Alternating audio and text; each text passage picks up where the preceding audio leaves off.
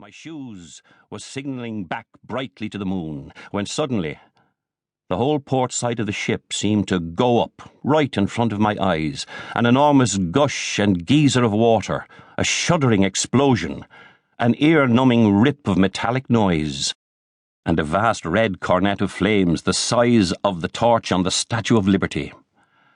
The young second lieutenant from Donegal was suddenly as dead as one of those porpoises you see washed up on the beach of Enniscrone after a storm, on the deck beside me, felled by a jagged missile of stray metal.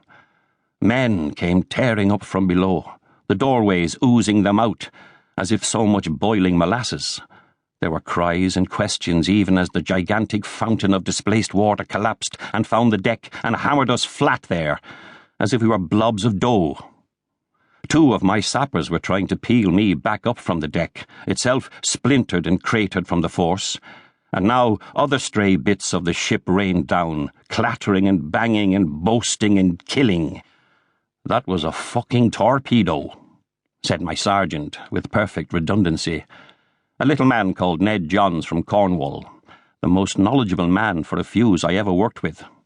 He probably knew the make and poundage of the torpedo, but if he did, he didn't say. The next second, the huge ship started to pitch to port, and before I could grab him, Ned Johns went off, sliding down the new slope and smashing into the rail, gathered himself, stood up, looked back at me, and then was wrenched across the rail and out of view. I knew we were holed deep under the waterline. I could more or less feel it in my body.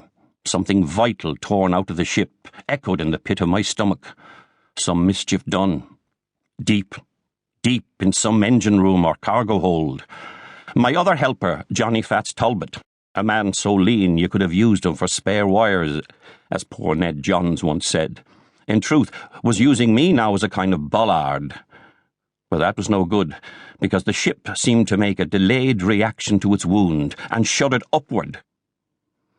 The ship's rail rearing up 10 feet in a bizarre and impossible movement, catching poor Johnny completely off guard, since he'd been bracing himself against a force from the other direction, and off he went behind me, pulling the trouser leg off my uniform as he did so, sending my precious half-crowns firing in every direction.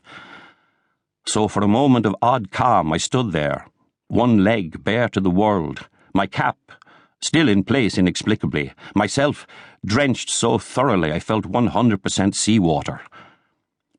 An iron ladder full of men from God knows where, maybe even from inside the ship, or from the side of the command deck more likely, with about a dozen calling and screaming persons clinging to it like forest monkeys, moved past me as if it were a trolley being wheeled by the demon of this attack, and crossed the ravaged deck and pitched down into the moiling dark sea behind.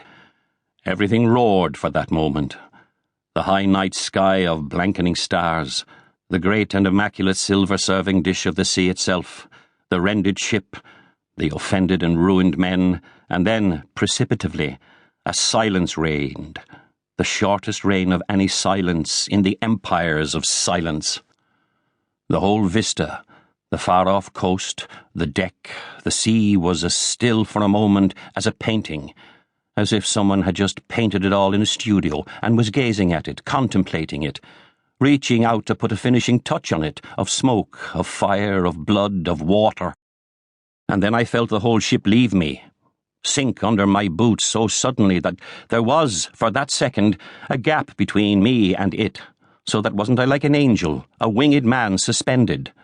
Then gravity broke the spell. Gravity ruined the bloody illusion, and I went miserably and roaringly downward with the ship. The deck broke into the waters.